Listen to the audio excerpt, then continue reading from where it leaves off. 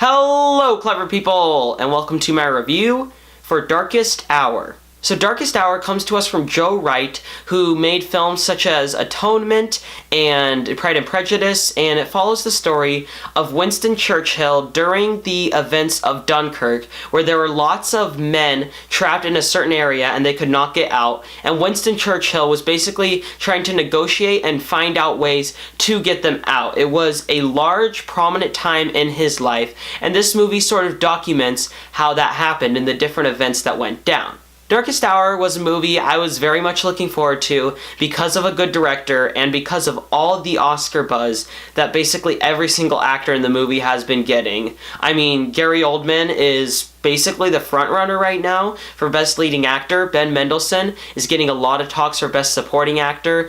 I'm forgetting the actress's name, but whoever played Winston Churchill's wife, she's getting a lot of talk right now. And so overall, I was just excited for the movie. And I can say that while I was let down, I still did like The Darkest Hour. The movie really suffers from the fact that it's just mostly made for Oscar bait, and it's kind of hard to deny that. The movie feels like it was designed purely for the idea of getting an Oscar nomination for Best Picture and Best Actor in as many categories as they can go for, because it doesn't really do anything new with the Winston Churchill story. It's a story that is very important, and the way that they displayed it is somewhat new because they had more light elements and more levity than other tellings of the story, especially a sequence in the subway, which I do not want to spoil, but it is definitely by far the best scene in the movie because it felt so real and authentic.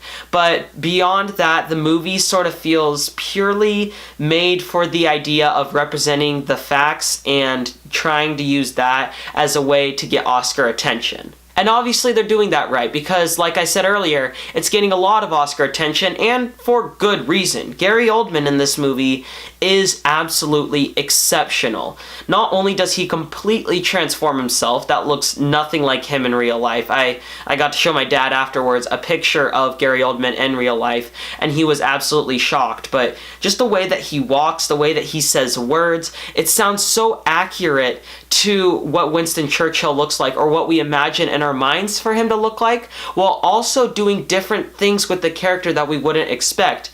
And with that, you also get great performances from everybody else. But really, the performances are the best things that the movie has going for it.